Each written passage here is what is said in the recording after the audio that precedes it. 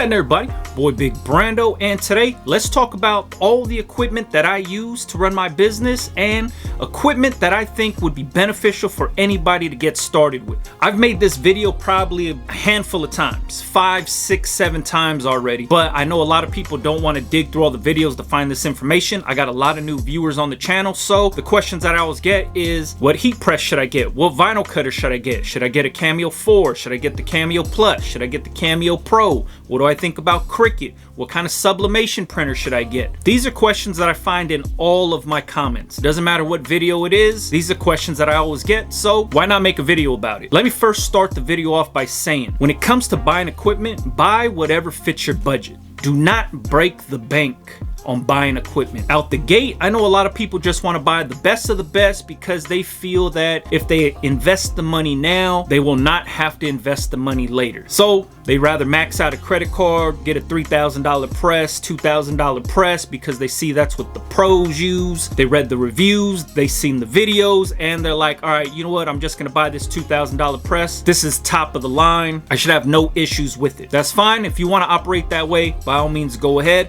I personally do not operate that way. I never really suggest anybody to operate that way anyways, because when you start out in the hole, like you waste a lot of money when you first starting out and you haven't even made any money yet, you're just constantly paying that debt off and you're climbing outside of this hole. Because when it comes to equipment, you can always upgrade later if you need to. So just because a certain name brand costs $2,000 does not mean that it's a better press than one that's like $500. It all comes down to production, what you actually use it for, what you need it for, and what fits your space and your budget. So for example, I personally use the Signature Series and Signature Pro heat presses from Heat Press Nation. I've been using these presses for over 10 years, well over 10 years. Way before I jumped on YouTube, way before I started working with Heat Press Nation, way before any of that. And with doing that, buying the Signature Series heat press was the best investment I ever made. It paid for itself within months, and I had that thing for over 10 years. No issues, no complaints. It operated exactly the same from the first day I bought it to the day that I got rid of it. Why did I get rid of it? Because they came out with the Signature Pro and it had the sure pressure knob. Basically it. The person I gave the Signature Series to still uses it to this day with no issues. No replacement parts, no half-ass tricks to get it started. Turn the switch on, set the heat, set the time, let it heat up, start pressing. So here's the two presses that I use. I use the Signature Series cap press. This one right here. This one has the removable bottom platens, so you could actually change them out, put the big one on, small one on, depending on what you're pressing on. If you have a hat that has a high crown, if you have one of those low crown hats, dad hats, if you have those 5-panel campers, they come with removable bottom platens that you could switch out depending on what you're pressing on. I do my shirt labels on here, I do sleeve hits on here, I do masks on here, and hats. Multifunction, super dope press, never had any issues with it. But I had a way more expensive hat press before this one from one of those high-end brands, and that press failed me twice when I was doing big jobs. So I ended up getting rid of it and went back to the trusty Signature Series Heat Press Nation press, because I too thought, oh, let me get the higher end press because I need something reliable, I need something better. Because I had the Signature Series cap press, the one that comes with the flat plate, and then it also came with this curved plate. Said, you know what, I'm gonna get rid of this one because I'm gonna get a new one. I ended up raffling that one off at ISS, gave it away for free, and then I got the new high-end name brand one. It didn't even last me a full year. So after that, I said, you know what, screw that, I'm going back to the Signature Series cap press. And then the new one came with removable platens. I think it's like 3 or 4 different size platens. Easy call, way cheaper than that high-end one. Went back and haven't looked back since. Like I said, I've done thousands of hats and masks on here. On top of that, I've done thousands on top of thousands of neck labels on here. If you wanted to know which hat press I use, the link is in the description, but this is the Signature Series cap press with the removable plates on the bottom. And if you've been watching me for some time now, you know that I use the Heat Press Nation Signature Series and Signature Pro heat press strictly for this function right here. Pull it out, lay my shirt down, lay my transfers down, not working underneath the heat, make sure everything's laying down perfect, slide it in, boom. This one is the Signature Pro, and it has the Sure Pressure knob. So then that way I could dial in my pressure setting, see the readout, write it down. So whenever I do t-shirts, I know I could be at 50. When I'm doing hoodies, I could be at 40, 42, whatever it is. Different pressure settings for different garments. If I'm doing masks, if I'm doing socks, if I'm doing shirts, if I'm doing hoodies, if I'm doing windbreakers, everything has a different pressure setting. All I got to do is find out what pressure fits best for myself. I'll write it down, but I go based off of this number. So that way I can always go back, write down, oh shit, I did 50 for a t-shirt. Now I got to press this hoodie. I know that I need to be at 40 for hoodies. Now, if you don't have the Sure Pressure knob, and say you have the Signature series, or you just have a press where you dial in the pressure by the knob, what I like to do is I like to take a Sharpie and I like to mark the threads. So say if I wanted to do a t-shirt and I need to be at heavy pressure, I'll crank it down all the way till I get that heavy pressure, and then I'll take like a black Sharpie and then I'll mark across the threads that's right above the top. So I know every single time I press the t-shirt, I have to crank that knob down to that black line. Now, let's say you're gonna do a hoodie. Hoodie is a little bit thicker and you need to adjust your pressure. What I like to do is find the heavy pressure for hoodies, and then I'll mark it with a red marker. So now I know anytime I press hoodies, I need to be at that red line. Anytime I have to press a t-shirt, I have to be at the black line on the threads, on the actual little knob. Like I said, Signature Series, Signature Pro by Heat Press Nation is my go-to press. It's never failed me, never had any issues, very reliable, and that's why I stand behind this machine.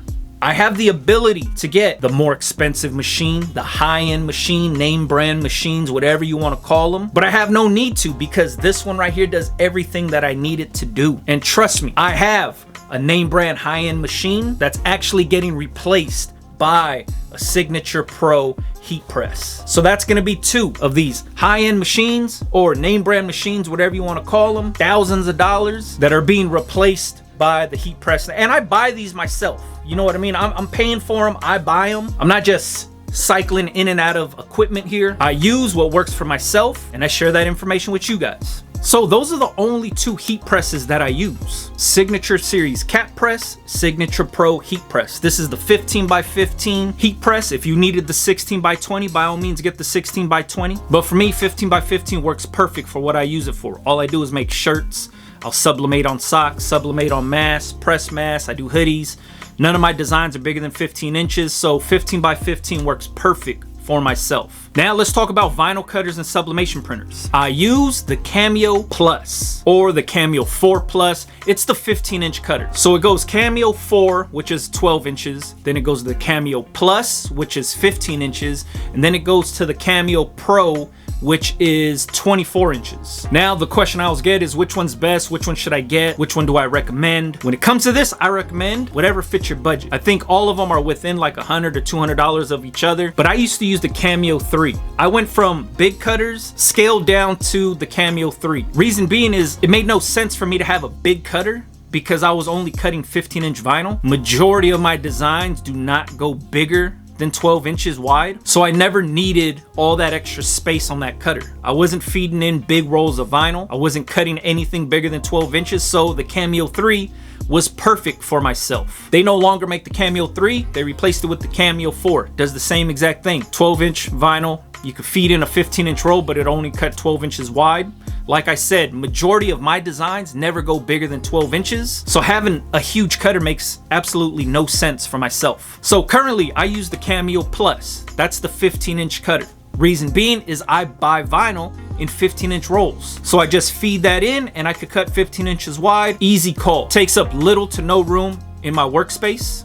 Has a roll feeder. If I were ever to create like the Big Brandoh starter kit on Heat Press Nation, that kit would consist of the Cameo Plus and the Signature Pro 15x15 press. With those two pieces of equipment, you could make tons of money. You have the ability to make all kinds of different designs and all kinds of different shit. So it makes sense to have the Cameo Plus with the 15x15 Signature Pro heat press. You're not gonna break the bank on that equipment. It'll get you going and it'll be reliable for years. And if you ever decided, hey man, I need a bigger cutter, you can always upgrade later. But check this out. I have a Cameo Pro sitting right here on the ground where I'm sitting at right now.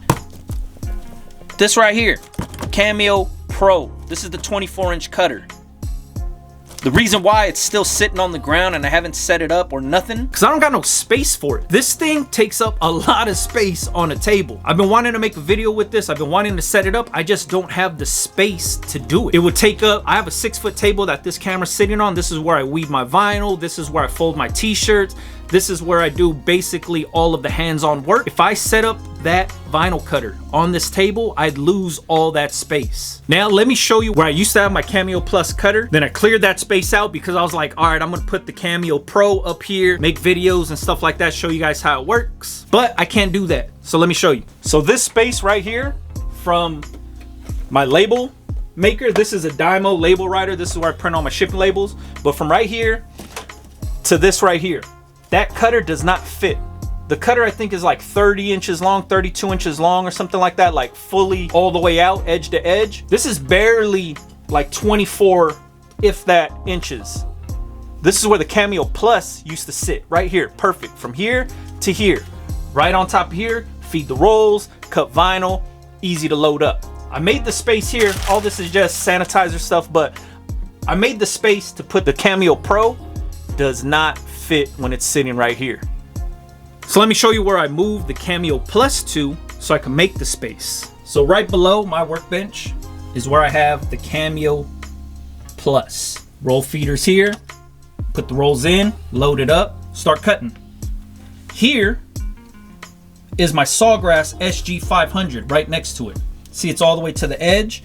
The Cameo Pro doesn't even fit down here. Got another basket there with shipping supplies. It doesn't even fit there. So I have no space to put the Cameo Pro currently. Cameo Plus, small enough to fit right here. Like I said, this holds a 15-inch roll, cuts 15 inches wide. This is best bang for the buck when it comes to ease of use. Doesn't take up a lot of space. Does what I need it to do. The Cameo Plus vinyl cutter.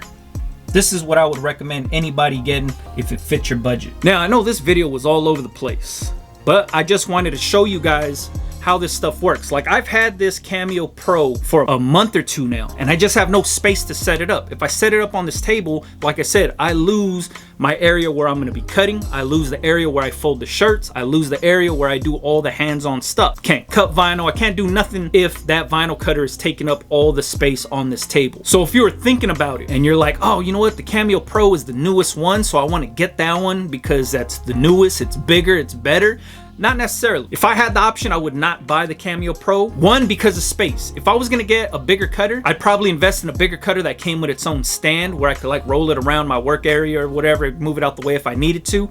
But it takes up a lot of table space. I'm not saying it's a bad cutter, but I am saying it takes up a ton of space, valuable tabletop real estate. And bigger isn't always better. Think about it like this. If you're only buying 12-inch rolls of vinyl, 15-inch rolls of vinyl, why do you need a 24-inch cutter? A lot of people like, oh, well, I want to get into doing bigger wall designs and all that stuff. That's fine, but if that's not your main statement of work right when you get it, you're just buying it because you want to have the ability to do it, you can always upgrade later. Get a vinyl cutter so you could do your main statement of work. If your main statement of work is t-shirts, you do not need a 24-inch cutter. There's never going to be a time that you're going to do a 24-inch piece of vinyl on a t-shirt. There might be some people that do it, but in my experience, I've never done 24-inch design on a t-shirt. So for myself, it's wasted space if I got the Cameo Pro. Wasted space, because I'm only going to be feeding 15-inch rolls of vinyl in there. That's all I'm going to be cutting. And on top of that, the Cameo Plus cuts 15-inch vinyl. So if I buy my vinyl in 15-inch rolls, I feed it through there, easy call. So make sure you keep that in mind when you're looking for this stuff. Personally, what I would recommend is, like I said, the Cameo Plus and the Signature Pro 15x15. Take up little to no real estate in your work area. Both of those machines can fit on a tabletop, and you'd be able to make tons of money with just those two things. Now, if you wanted to get into sublimation, I don't know if this is the best printer, but I use the Sawgrass SG400, and then recently just got the SG500. basically the same machine. It does 8.5 by 11, and I also think it does legal size. I've only done 8.5 by 11. I only use it to sublimate on masks for one, and sublimate on socks. I also do some mugs and stuff like that, but mainly I just do socks and I do masks. Does everything I needed to. You could get it from Heat Press Nation also. I'm gonna leave links for everything, all the equipment that I use, so you guys have a better idea. You can check prices, you can see if you can see whatever would fit your budget. But if you wanted to get into sublimation for t-shirts, I know nothing about that. Like I said, I only sublimate on socks and I sublimate on masks, with the rare occasion that I sublimate on mugs. I hope this video explains a lot to you guys. I know it's a very long video, but I get this question all the time, so I hope it helps somebody out there. If you guys got any questions, make sure you leave it in the comments. Follow me on Instagram, Big Brandoh TV, and make sure you check the links in the description box. It's links to everything that I use, all the equipment that I use, all the equipment that I recommend. Also, if you're looking for graphic designers, I recommend some cool graphic designers in there too. All right, catch you guys on the next one, man. Yeah.